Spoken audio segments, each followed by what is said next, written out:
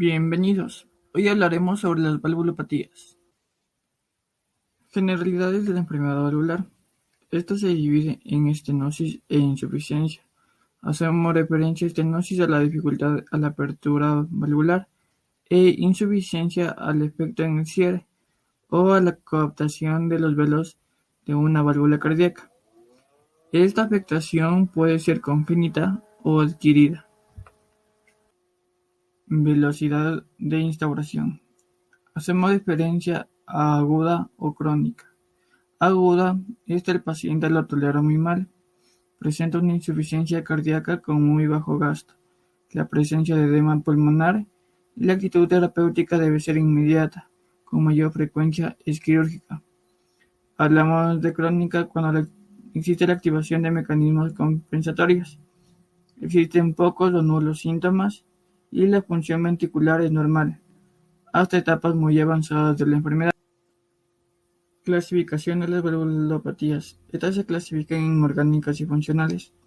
La clasificación orgánica hace referencia a aquellas que no presentan daño sobre los velos valvulares. Este daño puede deberse a fiebre reumática, calcificaciones. Este daño tiende a progresar. La clasificación funcional. En estas los velos se encuentran sanos, se deben a una valvulopatía secundaria a una causa externa y puede presentar lo que es la dilatación del anillo, mal funcionamiento subvalvular. Estas tienden a desaparecer cuando se trata la causa primaria. Estenosis de las válvulas semilunares. Esto se debe a una sobrecarga en la presión.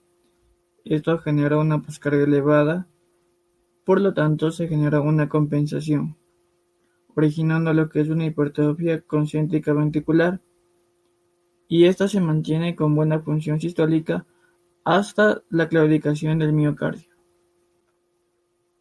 Insuficiencias valvulares. Estas producen una sobrecarga de volumen, lo que origina una precarga elevada, ocasionando lo que es una hipertrofia excéntrica ventricular, proporcionando así una dilatación ventricular progresiva, en la cual el inicio puede ser compensatorio, pero progresivamente se va a originar lo que es el fallo ventricular, según la ley de Frank-Starling. Dentro de la clínica, esta puede ser anterograda o retrógrada. En particular, las valvulopatías izquierdas generan un aumento en la presión. Esta actúa retrógradamente sobre el lecho vascular pulmonar, originando lo que es disnea y edema pulmonar, aumentando lo que son las resistencias vasculares. El inicio puede ser compensatorio, pero en sí origina lo que es un edema pulmonar. Este se puede mantener en las arterias pulmonares, originando lo que es una hipertensión pulmonar con un fallo derecho secundario. Esto es lo que va a originar las arterias pulmonares, la dilatación auricular. Método diagnóstico. La primera lección va a ser la ecografía transtorácica. Esta va a estudiar a la válvula y el aparato subvalvular. También tenemos lo que es el estudio de la función miocárdica. Este se va a enfocar en el lecho pulmonar, en buscar si existe la hipertensión pulmonar. También va a estudiar lo que son estructuras alteradas asociadas a esta valvulopatía. También utilizaremos lo que es la ergometría. Esto se va a asociar a valvulopatías graves en pacientes asintomáticos. El tratamiento tiende a ser muy limitado, no frena la progresión en la estenosis o la insuficiencia. Las valvulopatías izquierdas graves requieren una intervención quirúrgica, así como el implante de prótesis mecánica biológica. La no calcificación valvular requiere una reparación valvular y origina menor riesgo. Evita lo que es la anticoagulación crónica y es favorable para pacientes jóvenes. La indicación quirúrgica está asociada a valvulopatías graves, en las cuales van a estar presentes los síntomas, más un deterioro funcional como la hipertensión pulmonar. Esto es evidente en los pacientes. Ante la indicación de una cirugía en una valvulopatía se debe realizar una coronariografía preoperatoria, en el cual se puede evidenciar una enfermedad coronaria. Se recomienda una revascularización a través de un bypass, y si la valvulopatía es moderada a grave, se considera un recambio de la válvula afectada. A continuación hablaremos sobre la valvulopatía aórtica. Empezamos con la estenosis aórtica, que consiste en una restricción de la apertura de la válvula aórtica con predominio en el sexo masculino. Según su etiología, vamos a ver de acuerdo a la localización de la obstrucción, que se va a clasificar en una estenosis aórtica valvular, una estenosis aórtica subvalvular y una estenosis aórtica supravalvular. En cuanto a la estenosis aórtica valvular, esta es la más habitual y puede estar producida por 3 tipos. La estenosis aórtica senil degenerativa o calcificada idiopática es la causa más común de estenosis aórtica en ancianos mayores de 70 años y en el global de la población. Otra causa es la estenosis aórtica congénita, que es la presencia de 2 velos cúspides denominada aorta bicúspide. Es la anomalía congénita más frecuente, si bien en muchos casos es una válvula funcionalmente normal, con el paso de los años puede sufrir engrosamiento y calcificación y estenosarse. Y por último tenemos la estenosis aórtica reumática, que esta casi siempre se asocia a una valvulopatía mitral y generalmente tiene insuficiencia aórtica, que es una doble lesión aórtica, y es la segunda etiología en frecuencia en adultos jóvenes después de la etiología bicúspide. En cuanto a la estenosis aórtica subvalvular, es la forma más frecuente de miocardiopatía hipertrófica obstructiva, pero también se puede producir por la presencia de membranas o rodetes fibrosos debajo de la válvula aórtica. En cuanto a la estenosis aórtica supravalvular, es poco habitual y suele asociarse a hipercalemia, retraso mental y una típica cara de duende formado por la parte de un síndrome denominado Williams-Beuren. En cuanto a la clínica, la estenosis aórtica puede ser asintomática durante muchos años y cuando aparecen síntomas, la enfermedad progresa rápidamente. Los principales síntomas son la angina, el síncope y la disnea, y todos estos aparecen con el esfuerzo, en especial la disnea. A la exploración física encontraremos una tensión arterial normal o baja y a la auscultación un soplo sistólico rudo y de alta frecuencia localizado en el foco aórtico irradiándose al hueco supraesternal y las carótidas, y lo escucharemos así.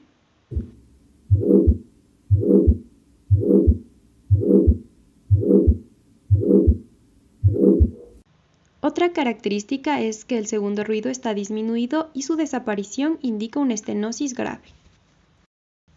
En cuanto a las pruebas complementarias, el electrocardiograma muestra datos de hipertrofia ventricular y crecimiento auricular izquierdos. La ecocardiografía muestra morfología, calcificación y movilidad de la válvula aórtica, y la ergometría se realiza solo en pacientes asintomáticos. Tratamiento. La cirugía está indicada en la estenosis aórtica severa, cuando el paciente presente los síntomas clásicos como la angina de pecho, el síncope o la disnea, o en pacientes asintomáticos con una frecuencia de eyección ventricular menor al 50%, o que el paciente presente una fracción de eyección mayor al 50%, pero presente factores de riesgo. Entonces se debe considerar la cirugía. Por otro lado, si el paciente está asintomático, presenta una fracción de eyección mayor al 50% y no tiene factores de riesgo, se debe realizar un seguimiento.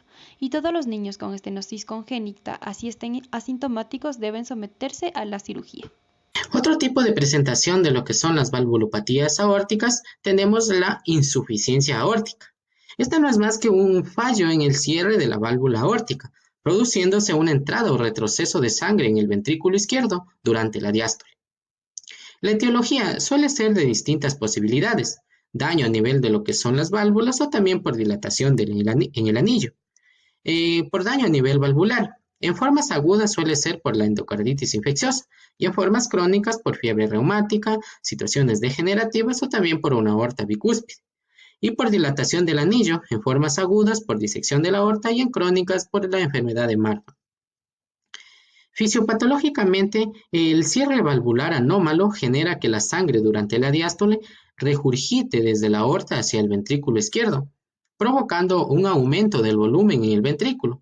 Esto hace que se eleve la presión diastólica ventricular y en consecuencia la presión auricular izquierda y capilar pulmonar, provocando lo que es un edema de pulmón y una marcada caída del gasto cardíaco. Dentro de las manifestaciones clínicas, en un principio suelen ser asintomáticas. Pero ya conforme se va agravando la insuficiencia aórtica, suelen aparecer los primeros síntomas y el más importante es la disnea de esfuerzo, que posteriormente progresa hasta formarse en una disnea de pequeños esfuerzos. El dolor torácico es muy frecuente y a diferencia de lo que es la estenosis aórtica, el ejercicio físico moderado suele tolerarse muy bien. A la exploración física se aprecia un signo, lo que es el pulso es Bispheriens, que significa que golpea 2 veces. La presión arterial sistólica suele estar elevada y la diastólica disminuida. También se evidencia lo que es la presencia de un soplo diastólico que comienza inmediatamente después del segundo ruido y va en decreciendo. El soplo por lo general es más intenso y más largo cuando más grave es la insuficiencia aórtica.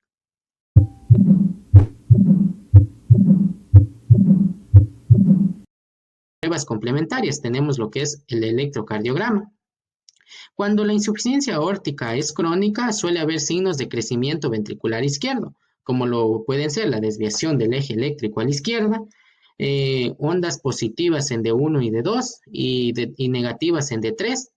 También una onda R alta en precordiales izquierdas en B5 y B6 y también en D1 y ABL. Y ondas S profundas en precordiales derechas en B1 y B2. También tenemos lo que es la realización de una ecocardiografía. Esta prueba muestra en sí la incompleta coaptación o cierre de las válvulas aórticas en diástole. Y también mediante la realización de un ecodoppler es posible estimar la gravedad de la insuficiencia. De la misma manera también se puede realizar lo que es una tomografía computarizada.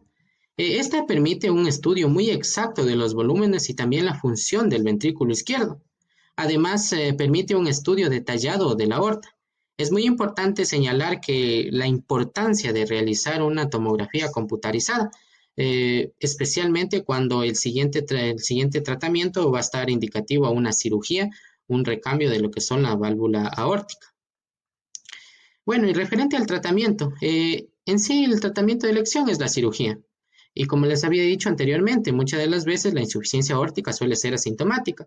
Pero también en caso de que sean asintomáticas, se debe ver lo que es si tiene una heavy menor o igual al 50% y presencia de lo que son la dilatación a nivel del ventrículo izquierdo, va a ser indicativo la realización de una cirugía. El procedimiento quirúrgico usualmente consiste en el recambio valvular por una prótesis, aunque en ocasiones puede realizarse una cirugía reparadora, pero lo más aconsejable es el poner lo que es una prótesis valvular. Valvulopatía mitral. En la estenosis mitral existe una dificultad al paso de sangre desde la aurícula izquierda al ventrículo izquierdo. En cuanto a su etiología, la causa más frecuente de estenosis mitral es la fiebre reumática con predilección por el sexo femenino. En la fisiopatología, cuando el área mitral se va a reducir, aparece una dificultad al llenado mitral, lo que produce un aumento de presión en la aurícula izquierda y de forma retrógrada en venas y capilares pulmonares. Al aumentar la presión en la aurícula izquierda, se va a generar una diferencia de presión o gradiente entre la aurícula izquierda y el ventrículo izquierdo, que será directamente proporcional con el grado de estenosis. La presión arterial pulmonar suele estar elevada, lo que va a originar un incremento en la poscarga del ventrículo derecho, que finalmente causa una disfunción.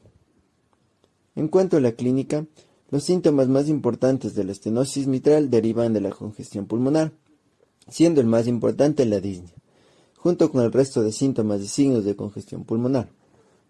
En casos de larga evolución es muy frecuente la aparición de fibrilación auricular, lo que va a agravar los síntomas e incluso desencadenar el edema agudo de pulmón. La incidencia de tromboembolia es alta ya que la aurícula izquierda dilatada y la fibrilación auricular son el sustrato idóneo para la formación de trombos. Ocasionalmente puede evidenciarse disfonía por compresión del nervio laringio recurrente por una aurícula izquierda muy dilatada, lo que se conoce como el signo de Horner. En la exploración física, son características la cianosis sacra y la rubefacción malar. Los hallazgos de auscultación son: en fases iniciales puede aumentar la intensidad del primer ruido. Va a existir un aumento del componente pulmonar del segundo ruido si hay hipertensión pulmonar. El chasquido de apertura de la mitral. Cuanto más cercano se encuentre del segundo ruido, indica más gravedad de la estenosis. El soplo diastólico va a aparecer tras el chasquido de apertura de la mediastra. La intensidad del soplo se va a relacionar con la duración. En las pruebas complementarias se debe realizar un electrocardiograma, el cual se va a encontrar el crecimiento de la aurícula izquierda y la fibrilación auricular principalmente. Una radiografía de tórax, el cual va a dar el signo radiológico típico, que es el crecimiento auricular izquierdo. En casos más avanzados puede haber signos de crecimiento de las cavidades derechas. Ecocardiografía. Esta va a permitir valorar el grado de estenosis. La presencia de hipertensión pulmonar o datos de fallo del ventrículo derecho es característico del engrosamiento de los velos mitrales con fusión de las comisuras, así como la dilatación de la aurícula izquierda. En cuanto a su tratamiento, el tratamiento es médico, muy eficaz para mejorar los síntomas y prevenir las complicaciones embólicas, pero no se debe retrasar el tratamiento mecánico. Incluye controlar la frecuencia cardíaca, especialmente en caso de fibrilación auricular, y disminuir la congestión venosa pulmonar con diuréticos. El tratamiento mecánico va a estar indicado únicamente en caso de estenosis clínicamente significativa, es decir, un área inferior a 1.5 centímetros cuadrados. En la insuficiencia mitral existe un defecto en el cierre de la válvula mitral, permitiendo el paso de sangre en sístole hacia la aurícula izquierda. Es la segunda valvulopatía más frecuente en nuestro medio. En cuanto a su etiología, se pueden distinguir tres tipos de insuficiencia mitral según su etiología. Estas son insuficiencia mitral primaria o orgánica, la cual se va a producir por una enfermedad propia de los velos valvulares y el aparato subvalvular. El tipo más habitual y como causantes destacan el prolapso de la válvula mitral, la calcificación degenerativa senil y la fibra reumática. La otra causa es la insuficiencia mitral isquémica, la cual puede aparecer en el seno de una isquemia miocárdica aguda o crónica, y la insuficiencia mitral secundaria a una dilatación del anillo valvular, como ocurre en cualquier enfermedad que produzca la dilatación del ventrículo izquierdo. En tanto a la clínica de la insuficiencia mitral, tenemos que puede darse de dos formas, una aguda y una crónica. La crónica va a estar dada por un edema agudo de pulmón de rápida instauración y de bajo gasto cardíaco, conocido como un shock cardiogénico, mientras que en la presentación crónica los síntomas son similares a los de la estenosis mitral, tanto de congestión retrógrada pulmonar como de bajo gasto anterógrado. En la exploración física se destacan los hallazgos encontrados en la auscultación. Aquí podemos escuchar una disminución de la intensidad del primer ruido. El tercer ruido indica gravedad y se asocia con el desarrollo de una insuficiencia cardíaca. El soplo sistólico se localiza en el foco mitral y suele irradiarse generalmente a la axila. De igual manera es intenso y suele ser holosistólico decreciente.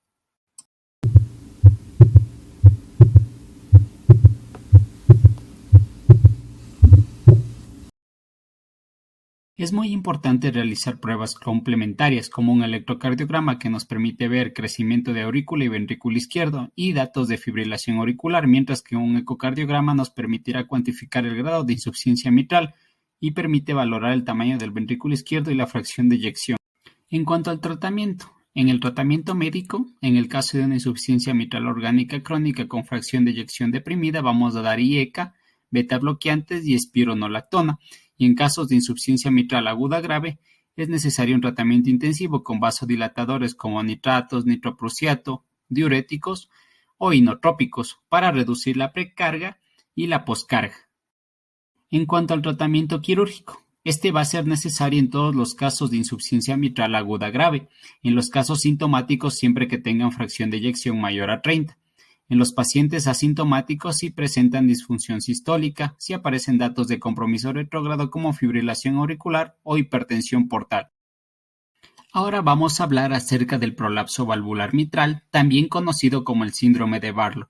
Se produce por un cierre deficiente de las valvas de la mitral con desplazamiento de una de ellas, sobre todo la posterior, o puede ser de ambas.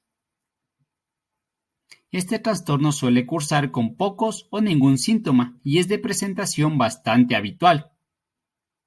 Se cree que se debe a una alteración de la formación del colágeno, que ocasiona un defecto del cierre de las válvulas. Los pacientes pueden presentarse asintomáticos, pero generalmente presentan síntomas atípicos como son la ansiedad, la astenia, palpitaciones, dolor torácico tipo pinchazo y extrasístoles. En la exploración física es bastante importante los hallazgos de la auscultación, donde puede presentarse un cligo chasquido mesosistólico o telesistólico o un soplo mesotelesistólico en el ápex. El tratamiento no es muy frecuente, ya que por lo general estos pacientes pasan asintomáticos.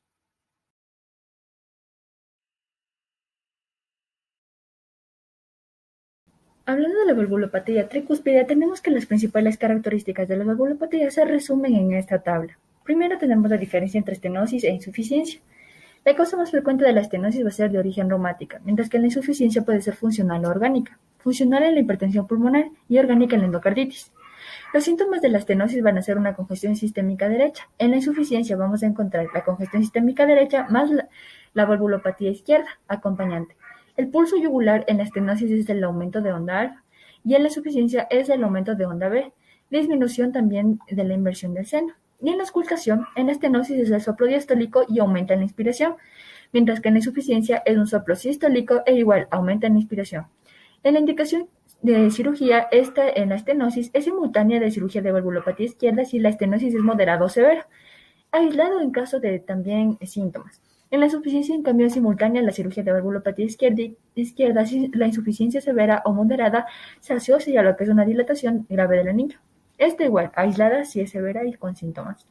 La técnica aquí de la estenosis es la prótesis, que es típicamente biológica, mientras que la insuficiencia es el anillo protésico o la anuloplastia de De Vega. Luego tenemos lo que son las características principales de la valvulopatía pulmonar. En la estenosis, la causa más frecuente es congénito, mientras que en la insuficiencia es funcional, es decir, la dilatación del anillo por hipertensión pulmonar. En la auscultación, en la estenosis vamos a encontrar el soplo sistólico y aumenta la inspiración, mientras que en la insuficiencia es el soplo diastólico conocido como Graham-Still y el aumento igual en inspiración. El tratamiento de la estenosis es la valvuloplastia percutánea cuando el gradiente pico es mayor de 64 milímetros de mercurio, independientemente de los síntomas. En caso de que la fracción de eyección del ventrículo derecho es normal o el gradiente sea menor de 64 milímetros de mercurio, si se acompaña de síntomas o un fracaso del ventrículo derecho. Mientras que la insuficiencia va a ser médico, o sea, el alivio de los síntomas de una insuficiencia cardíaca derecha. Cirugía en la endocarditis infecciosa. La base del tratamiento de la endocarditis infecciosa es el tratamiento antibiótico. Sin embargo, casi la mitad de los pacientes precisan de intervención quirúrgica precoz debido a la aparición de alguna de estas complicaciones. La insuficiencia cardíaca es la complicación más frecuente y grave de la endocarditis infecciosa. Es más habitual en la endocarditis aórtica que en la mitral, y la causa más común es la destrucción de tejido que produce una insuficiencia valvular aguda. Es recomendable la cirugía de emergencia dentro de las primeras 24 horas en caso de edema agudo de pulmón o shock cardiogénico. En casos menos graves de insuficiencia cardíaca persistente, se recomienda la cirugía urgente dentro de los primeros días, si es secundaria a insuficiencia mitral o aórticas graves. Otra complicación es la infección incontrolada. Puede presentarse con persistencia de fiebre y hemocultivos positivos después de 7 a 10 días de tratamiento antibiótico correcto y tras excluir otras causas de fiebre. La extensión perivalvular de la infección con formación de abscesos, pseudoaneurismas o fístulas es habitualmente la causa. Esto ocurre con mayor frecuencia en posición aórtica. La extensión septal puede producir un bloqueo auriculoventricular. En cuanto a la prevención de episodios embólicos, el riesgo es mayor cuanto mayor sea el tamaño de las vegetaciones, es decir, mayores a 10 milímetros y su movilidad. Se indicará la cirugía urgente sobre la válvula aórtica mitral ante la presencia de vegetaciones mayor a 10 milímetros y episodios embólicos a pesar del tratamiento antibiótico correcto, vegetaciones mayor a 10 milímetros asociadas a estenosis o insuficiencia valvular severas y vegetaciones muy graves. Aplicaciones de las prótesis valvulares.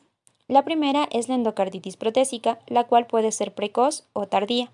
La precoz es aquella que ocurre dentro del primer año y está causada principalmente por estafilococos, hongos y bacilos gram negativos. La tardía es aquella que ocurre después del año de colocación de la prótesis, generalmente secundaria a bacteremias. Los microorganismos más frecuentes son estreptococos y enterococos. El tratamiento es la exéresis de todo el material protésico previo y la colocación de una nueva prótesis, generalmente de tipo biológico. Otra complicación son las trombosis. La trombosis protésica aguda debe sospecharse ante la aparición de un evento embólico o de insuficiencia cardíaca en todo paciente portador de prótesis. La trombosis puede ser oclusiva o no oclusiva. Las trombosis oclusivas. En caso de que el paciente se encuentre en situación crítica, será necesaria la cirugía inmediata. Si esta no está disponible o el riesgo quirúrgico es muy alto, la alternativa es la fibrinólisis. Si el paciente no se encuentra crítico y ha habido una anticoagulación inadecuada como causa del trombo, debe anticoagularse con heparina no fraccionada. En la trombosis no oclusiva, el manejo depende del tamaño del trombo y la presencia o no de embolias. Si el trombo es menor a 10 milímetros, se opta por tratamiento médico. Si el trombo es mayor a 10 milímetros, se opta por tratamiento quirúrgico de entrada. La disfunción protésica. Es la causa más frecuente de la repetición de operaciones en el primer año tras la cirugía, por lo que debe suponerse cuando un paciente no hace progresos significativos después de la intervención. Cuando falla una prótesis biológica, habitualmente ha sufrido degeneración espontánea, produciéndose regurgitación, estenosis o ambas. Se recomienda la intervención ante la presencia de disfunción protésica significativa siempre que produzca síntomas o fallo cardíaco estructural. Eso es todo por hoy, gracias y nos vemos en un próximo video.